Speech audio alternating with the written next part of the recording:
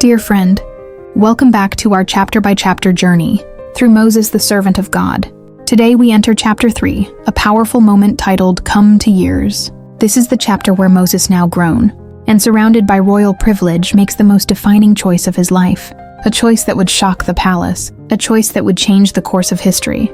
But before the moment of decision, we go back to where his story left off. Let's begin. Picture a quiet morning near the Nile. The reeds rustle gently in the breeze. The sunlight dances on the water, and along the banks walks a royal procession, a daughter of Pharaoh and her attendants, making their way down to the river to bathe. They're not alone. Unseen by them, a young girl hides nearby. Miriam, Moses' sister, holds her breath as she watches. The little ark, nestled in the reeds, rocks gently on the river's edge. Inside, her baby brother lies asleep. And then, the moment comes. The princess sees the basket. She sends a servant to fetch it. The lid is lifted, and there, in the soft light of morning, lies a child so beautiful, so radiant, that even hardened hearts melt at the sight of him. He begins to cry not from pain, but from the absence of his mother. A sound so small and yet so sacred. The princess knows instantly what this is. This is one of the Hebrews' children, she whispers. She knows her father's decree. She knows the child should have been drowned. But something greater stirs in her heart. Compassion overrides cruelty. Love defeats law. And right then, Miriam steps forward. "Shall I go and find a Hebrew nurse for you?" she asks. The princess agrees, and before long, Jochebed, Moses' own mother, is standing in front of her, arms trembling, heart pounding, and once again she receives her child. But this time, under the protection of royalty. "Take this child," the princess says, "and nurse him for me, and I will pay you." What a moment. Can you imagine Jochebed's joy? The tears she must have held back as she kissed her son's forehead again. Not only had God preserved his life, he had returned him home and provided for their needs.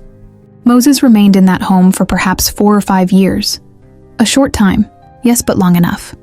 Long enough to hear his mother sing the ancient psalms. Long enough to feel the warmth of Sabbath prayers. Long enough to learn the stories of Abraham, Isaac, and Jacob, the very stories he would one day retell in the pages of Genesis. And most importantly, long enough to fall in love with the God of his people. The love of God was planted like a seed in his heart, deep, quiet, unstoppable, and no amount of Egyptian education could uproot it. Eventually, the time came when Jochebed had to let him go. With tears and prayer, she brought him to Pharaoh's daughter, who claimed him as her own. He walked through the palace gates, into a world of gold, power, and wonder, a world she could not follow. And the little home she left behind? It must have felt so empty without him. Now Moses grew up in luxury most of us can barely imagine. He was no longer just a Hebrew child. He was now the adopted grandson of Pharaoh himself. The finest tutors trained him. He wore linen robes dyed in royal colors. He rode in chariots that made people stop and stare. He dined on delicacies. He studied hieroglyphics.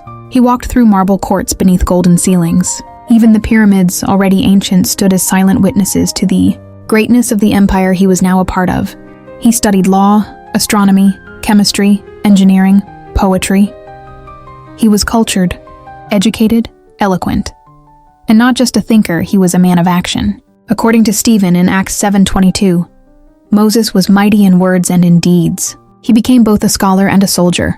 The historian Josephus tells us something remarkable. When Egypt was attacked by the Ethiopians and fear spread through the land, the oracles advised the Pharaoh to entrust Moses with command. And so he led Egypt's army into battle. He fought bravely, captured enemy cities, and returned victorious. People lined the streets to cheer him.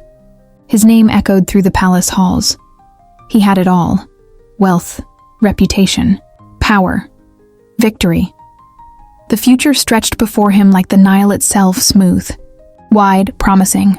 But beneath all the pomp, something stirred in his soul. A quiet ache.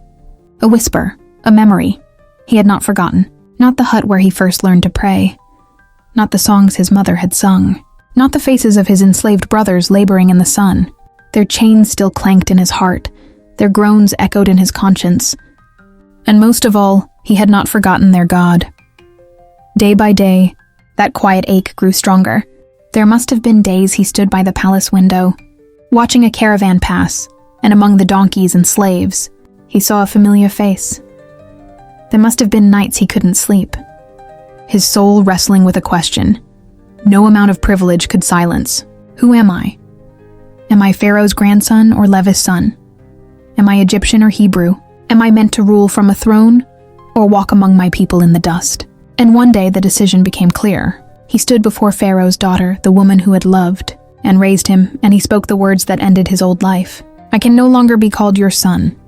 He laid aside his title. He gave up his inheritance. He chose the path of faith. And the court must have exploded with confusion. Why would he do this? Some whispered jealousy. Others blamed a mental breakdown. Still others accused him of being ungrateful. But no one saw the truth. The Bible says, by faith Moses, when he was come to years, refused to be called the son of Pharaoh's daughter. It was not emotion. It was not impulse. It was a decision made in maturity after years of prayer, thought, and conviction. He left Egypt's glory at its peak. He chose affliction over comfort. He chose obscurity over fame. He chose faith over fear. Friend, there are moments in our lives when God brings us to the same point. Moments when we must choose the easy path or the faithful one, the approval of others or the presence of God, our dreams or His calling. Like Moses, we must sometimes walk away from what looks good. In order to grasp what is truly great, we must come to years. And Moses, he would never be the same. Because the moment you choose God's will over the world's offer, you begin walking the road of purpose. You begin to step into destiny.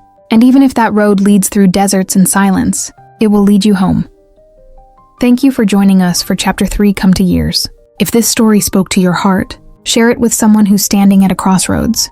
Subscribe to our channel. We're walking daily through the spiritual journey of Moses and beyond. We'll see you in Chapter 4.